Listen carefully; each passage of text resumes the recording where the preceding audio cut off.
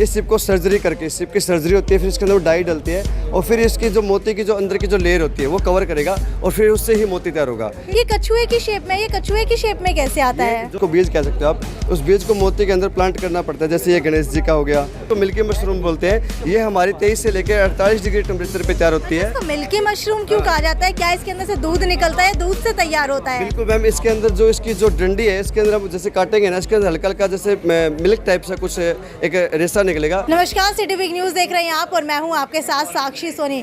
भाई बचपन के अंदर आप लोगों ने कहानियां सुनी होंगी कि कोई एक मछली होती है, किसी तालाब के अंदर होती है, समुद्र के अंदर होती है, एक बारिश आती है, बारिश की बूंद उसके मुंह में जाती है और वो बूंद जैसे ही उसके मुंह में जाती है वो अपना मुंह बंद करती है तो वहाँ पर मोती उगाता है। तो इसके पीछे की आज आपको सच्चाई बताने वाले हैं। जी हाँ, मेरे साथ यहाँ पर विकास वर्मा मौजूद और इस वक्त मैं हिसार के कृषि मेले के अंदर मौजूद हूँ। विकास जी, मुझे सबसे पहले ये बताइए, इस कहानी के अंदर कितनी सच्चाई है? एक्चुअली मैम, जो आप बता रहे हैं, जो मुंह में मोती के मुंह में जो पानी गिरता है उससे ऐसे मोती बनता है, ऐसा कुछ नहीं होता। ये सब कहानियों में, किताबों में बच्चों को पढ़ाया गया, सब झूठी बात है।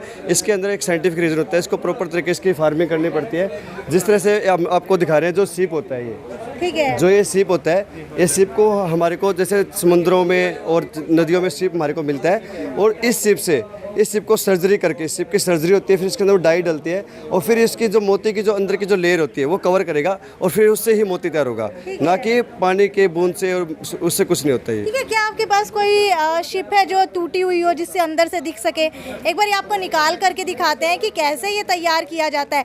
भाई आजकल तो हम लोग जो चीज़ें पढ़ते थे, ये कछुए की शेप में, ये कछुए की शेप में कैसे आता है? जो अब जिस डिज़ाइन का आप मोती तैयार करना चाहते हैं उसकी स्पेशली डाई होती है। उस डाई को तैयार करके उसके बीज को, इसको बीज कह सकते हो आप, उस बीज को मोती के अंदर प्लांट करना पड़ता है। जैसे ये गणेश जी का हो गया और जैसे डिफरेंट प्रकार कोई भी डिज़ाइन आप इसके अंदर प्लांट कर सकते हो। जैसे अल्फ़ाबेट हो गया, जैसे ABC, कुछ भी आप। ठीक है, ये देखिए कुछ इस तरीके के ये शेल है और इस शेल के अंदर प्लांट करना पड़ता है आपको मोती। जिस भी शेप के अंदर मोती चाहिए वैसा ही मोती बन करके तैयार हो जाता है। कितने टाइम के अंदर ये मोती बन जाता है? ये मैम, जो मोती होते हैं, जो हमारे को गोल मोती बोलते हैं, जिसको हम सच्चा मोती बोलते हैं, वो तो 1 साल से ऊपर टाइम होता है, लेकिन वो बन नहीं पाता।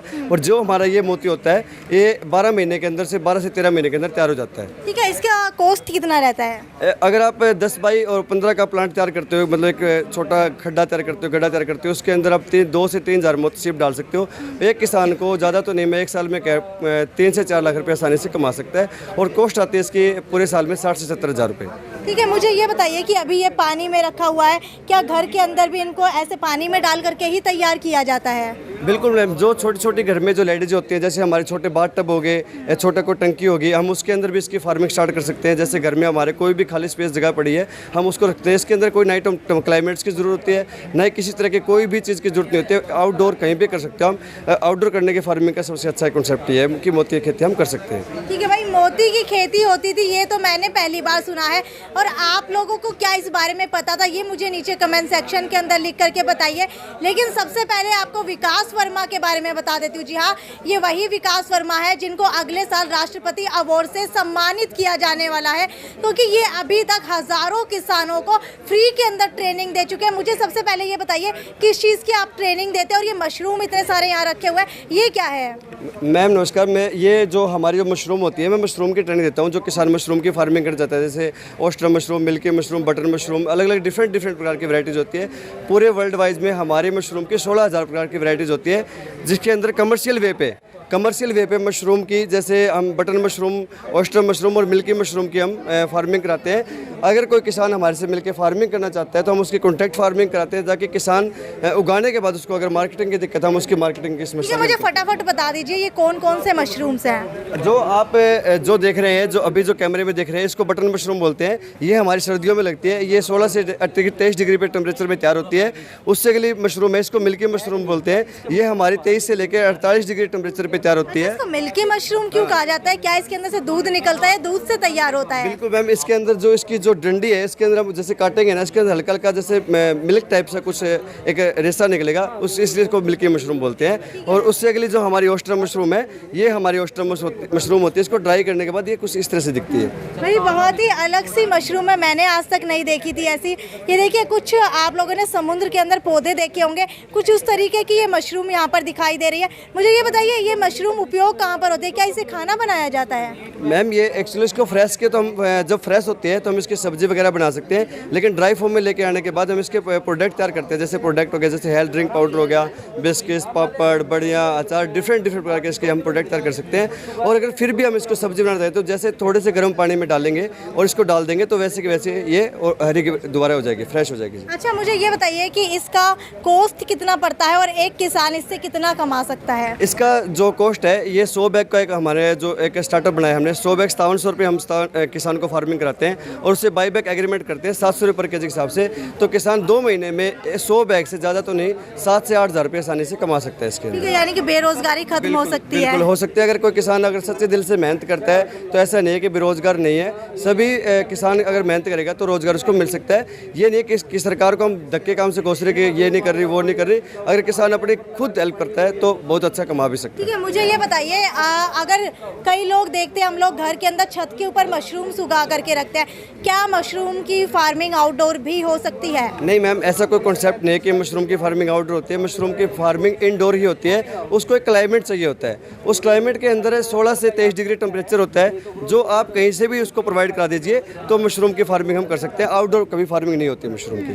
ठीक है, मशरूम के कुछ प्रोडक्ट्स भी यहाँ पर है, आप लोग देख पा रहे होंगे तस्वीरों के माध्यम से। मुझे फटाफट बता दीजिए कि ये शहद जैसा सा क्या दिख रहा है इसके अंदर?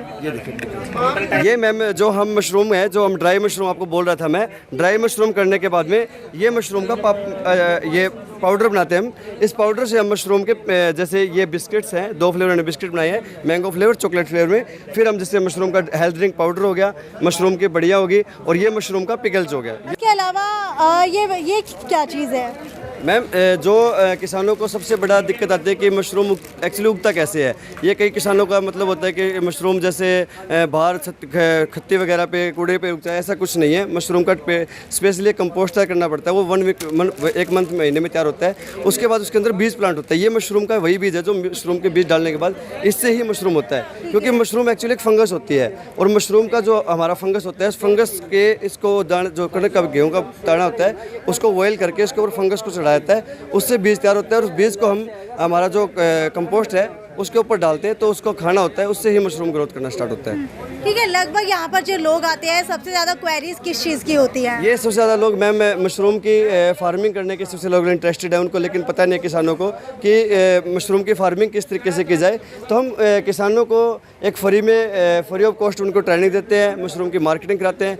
और सेल्फ हेल्प ग्रुप जितने भी लेडीज़ ग्रुप हैं उनको छोटे छोटे वे पे उनको काम दे के, जैसे उनसे पापड़ बढ़िया तैयार करवा के भी उनसे मशरूम का। ठीक है, मैं कैमरामैन से चाहूँगी कि यहाँ पर जो लोग आ रहे हैं उनको भी दिखाते रहिए।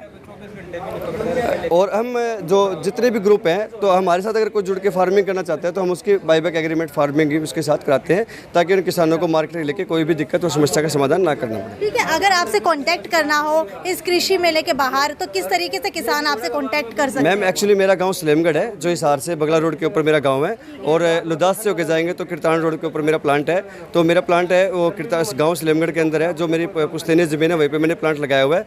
और हिसार के अंदर रेड स्क्वायर मार्केट में हमारा भी ऑफिस तैयार कर रहे हैं, जहाँ हम ट्रेनिंग पर्पज़ के लिए उसको बना रहे हैं। और मेरा नंबर है 9992365285। ठीक है, यहाँ पर कुछ और लोग भी आए हैं, इनसे भी पूछ लेते हैं। आप कौन से गांव से आए हैं? मैम मैं पानीपत डिस्ट्रिक्ट से आया हूँ। तो क्या कभी मशरूम की खेती की है? की नहीं है मैम, लेकिन इसके बारे में थोड़े जागरूक ज़रूर हैं, कैसे होती है, किस समय में होती है, इसके फ़ायदे क्या हैं, इसके अंदर गुण क्या हैं, क्या क्या गुण हैं इसके अंदर। ठीक है, क्या लगता है कि अगर आप लोग मशरूम की खेती करते हैं तो फ़ायदा ज़्यादा कमा सकते हैं? बिल्कुल कमा सकते हैं मैम, इससे ज़्यादा। और इसके अंदर प्रोटीन और मिनरल कैल्शियम भी दूध से भी कई गुना ज़्यादा इसके अंदर होते हैं। ठीक है, आप कहाँ से आए हैं? राजस्थान। अच्छा, अच्छा, राजस्थान से आप यहाँ हरियाणा के अंदर आए हैं। हाँ सर। तो मशरूम की खेती के बारे में क्या कुछ जाना आपने? नहीं जानते नहीं है सर अभी तक। अभी जानते नहीं है? नहीं सर। अच्छा, लगता है कि फायदा कमा सकते हैं। फायदा कमा सकते हैं। ठीक है, आप कहाँ से आए हैं? डिस्ट्रिक्ट पानीपत से मैम जी। ठीक है, पानीपत से आप आए हैं। लगता है कि अगर यहाँ से सीख करके जाएंगे तो मशरूम की खेती आप खुद कर पाएंगे?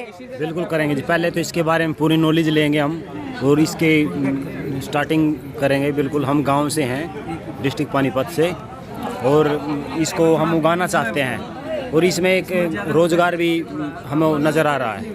अच्छा, आप मुझे बताइए कि कहाँ से आए हैं और मशरूम की खेती के अंदर कितना रोजगार समझते हैं?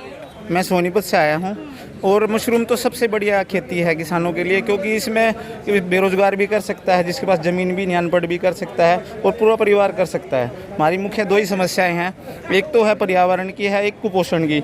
ये दोनों को सोल्व करती है, क्योंकि जो मान लो गेहूँ धान का अब उससे बायो प्रोडक्ट होते हैं, तूड़ा है, उससे तो हम इसको पैदा कर सकते हैं। दूसरा, इसमें इतनी ज़्यादा इन्वेस्टमेंट की ज़रूरत नहीं है, क्योंकि ये झोपड़ी में कर सकते हैं, सीजनल होती है और इसकी मांग भी खूब ज़्यादा है। और एक हम अगर 60 बाई 30 की झोपड़ी लगाते हैं, उसमें 70 से 75 हज़ार रुपये आमदनी किसान आराम से ले सकते हैं। ठीक है, तो ये आपने देखा कि यहाँ पर मशरूम की खेती के लिए समझाया जा रहा है कृषि मेले के अंदर। अगर आप लोग भी विकास वर्मा से कांटेक्ट करना चाहते हैं और जानना चाहते हैं कि मशरूम की खेती किस तरीके से होती है, तो ऊपर कैप्शन के अंदर नंबर दिया जाएगा, उसके ऊपर आप फ़ोन मिला करके कभी भी दिन रात, भाई रात को मुझे नहीं लगता ये सोते होंगे, दिन रात कभी भी फ़ोन करके इनसे कॉन्टेक्ट कर सकते हैं। और अभी तक ये हज़ारों किसानों को बता चुके हैं कि मशरूम की खेती करके रोज़गार कैसे पाया जा सकता है।